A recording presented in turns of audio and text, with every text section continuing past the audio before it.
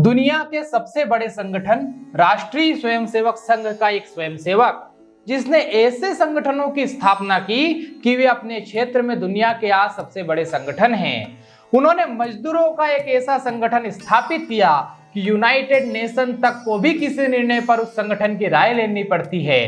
किसानों का एक ऐसा देशभक्त संगठन तैयार किया कि देश किसानों के मुद्दे पर उसी संगठन की बात को सत्य मानता है।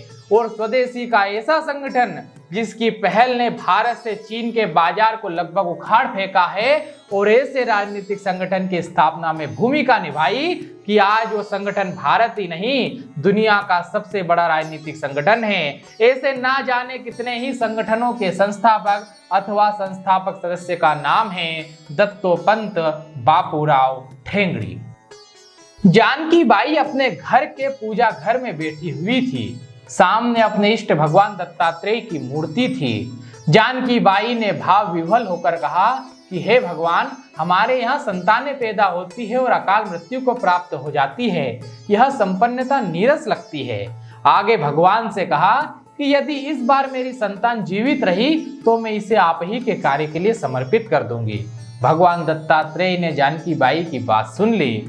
दत्तोपंत जी केवल दीर्घायु ही नहीं हुए बल्कि उनको जीवन पर्यंत नर सेवा नारायण सेवा यानी स्वयं के कार्य में ही लगा रखा। कई बार लगता है कि भगवान दत्तात्रेय तो पहले से ही यह चाहते थे कि दत्तोपंत मेरा काम करे, लेकिन वो भविष्य में घर छोड़कर सभी दुखों को झेलकर देश की सेवा करने वाले हैं। उसके लिए माँ की आशीर्वाद की स्वीकार्यता उनके साथ रहे। और बाद में हुआ भी यही कि जब दत्तोपंत जी ने घर त्याग कर संघ के प्रचारक के रूप में अपना जीवन जीने का संकल्प लिया तो पिताजी की नाराजगी को मां ने ही समाप्त किया। 10 नवंबर 1920 दिवाली का दिन था। जगह था वर्धा जिले का आरवी। बापूराव ठेंगड़ी और जानकी बाई के घर बेटे का जन्म हुआ। भगवान दत्तात्रेय की कृपा प्रसाद था, उनका आशीर्वाद था, तो दत्तोपंत नाम रखा गया। दत्तोपंत अध्ययन में इतने कुशाग्र कि एक बार जो पढ़ लेते वह याद रह जाता हमेशा के लिए।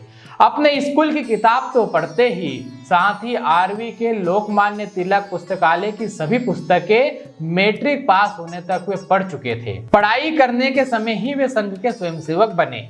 जब स्कूल के बाद वे कॉलेज के लिए नागपुर गए तो इसे सौभाग्य कहिए अथवा दुनिया बदलने वाला महान संयोग कि दत्तोपंत जी के रहने की व्यवस्था संघ के द्वितीय सरसंघ चालक श्री गुरुजी के निवास पर ही हुई। दत्तोपंत जी संघ के स्वयंसेवक तो थे ही, लेकिन जब श्री गुरुजी का श्रम तत्व ज्ञान और भारत और विश्व के बारे में उनकी दूरदर्शिता निकट से देखी तो वे गुरुजी से प्रभावित हो गए और इसी कारण उन्होंने अपना संपूर्ण जीवन संघ का प्रचारक निकलकर देश सेवा करने के लिए समर्पित करने का मन बनाया। प्रचारक निकलने का मन बनाकर दत्तोपंत अपने घर आए।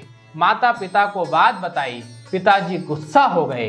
इतना बुद्धिमान लड़का जिसने पूरी लाइब्रेरी मैट्रिक होने तक ही पढ़ ली, जिसके व्यवहार की सब प्रशंसा करते हो, जिसको वे वकालत करते हुए देखना चाहते थे, उस बेटे के इस निर्णय पर वे क्रोधित हुए और स्पष्ट कह दिया कि मैं इसे प्रचारक निकलने की अनुमति नहीं दूंगा, यानी नहीं दूंगा। जानकी बाई ने समझाते हुए अपनी मन्नत की बात बताई कि दत्त भगवान ही ऐसा चाहते हैं और गुरुजी जैसे विद्वान व्यक्ति भी इसकी प्रतिभा को जानते होंगे, तभी तो प्रचारक बनाकर केरल जैसी जगह भेज रहे हैं। लेकिन पिताजी नहीं माने। उसके बाद श्री गुरुजी ने कृष्णराव मोहिरील जी को पिताजी को मनाने के लिए भेजा। उनके समझाने पर 22 मार्च 1942 को दत्तोपंत जी को प्रचारक बनाकर केरल भेजा गया। 1942 से 1944 तक दत्तोपंत जी के केरल में, फिर सन 48 तक बंगाल में प्रचारक रहने के बाद उन्हें नागपुर बुला लिया गया, जहां उन्होंने ABVP यानी अखिल भारतीय विद्यार्थी परिषद की स्थापना में सहयोग दिया, जो आज विश्व का सबसे बड़ा विद्यार्थी संगठन है।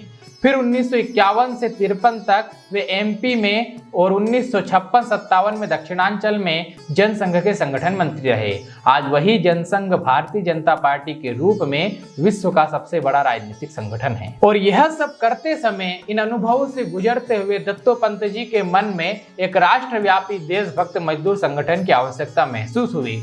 उस समय देश में मजदूरों के नाम पर चलने वाले राष्ट्रीय संगठन राजनीतिक दलों से जुड़े हुए थे। इसलिए वो मजदूरों के हित की बात नहीं करते थे, पार्टी के हितों की बात सोचते थे। ऐसा ही विचार श्री गुरुजी के मन में भी चल रहा था। इसी कारण मजदूर क्षेत्र में अनुभव के लिए दत्तोपंत जी कांग्रेस और साम्यवादियों से प्रेरित मजदूर संगठनों में काम करने गए। उनके अच्छे बुरे अनुभव उन्होंने वहां प्राप्त किए और फिर मजदूर संघ बनाने का उनका विचार और बलवान हो गया, क्योंकि मजदूरों का संगठन के नाम पर उनका उपयोग किया जा रहा था।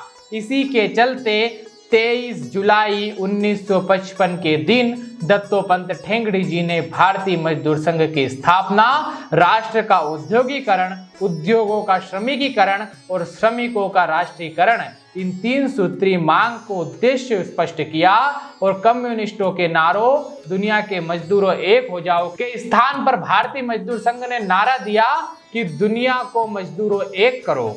कम्युनिस्टों के लाल सलाम के स्थान पर वंदे मातरम और भारत माता की जय का नारा स्थापित किया, जिनकी महत्ता से मजदूर क्षेत्र पूर्णतः अपरिचित था। और मई दिवस के स्थान पर आद्य शिल्प भगवान विश्वकर्मा की जयंती को राष्ट्रीय स्वयं दिवस घोषित किया। 1955 में साम्यवाद जब भारत में चरम पर था और मजदूरों के बीच उनकी गहरी पेंट थी, ऐसे अत्यंत विपरीत समय में दत्तोपंत जी ने मजदूर संघ की शून्य से शुरुआत की और अपनी सतत साधना और देशभक्ति के दम पर 2016 में 2 करोड़ से अधिक सदस्यता के साथ यह संगठन भारत ही नहीं अपितु चीन के सरकारी संगठन को पीछे छोड़कर विश्व का सबसे बड़ा स्वतंत्र स्वायत्त मजदूर संगठन बन गया है। इसके बाद दत्तोपंत जी ने 4 मार्च 1989 को भारतीय किसान संघ, 22 नवंबर 1991 को स्वदेशी जागरण मंच की स्थापना की। सामाजिक समरसता मंच, सर्वपंथ समादर मंच,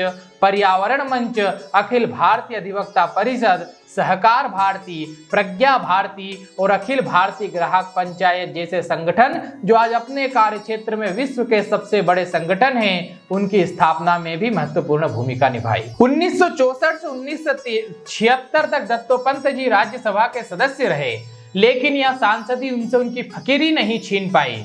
उनका दिल्ली स्थित सरकारी आवास देश भर के कार्यकर्ताओं का घर था, सब वहीं रुकते थे। दत्तोपंत जी बाहर प्रवास से आते और कार्यकर्ताओं को विश्राम करता देखते तो एक चटाई लेकर खुद कोने में सो जाते। और जब 1975 में देश में इमरजेंसी लगी और संघ के कार्यकर्ताओं को जेल में ठूंसा जाने लगा तो दत्तोपंत जी भेष बदलकर भूमिगत हो गए। पुलिस ने लाखों जतन किए पर दत्तोपंत जी को ढूंढ नहीं पाई।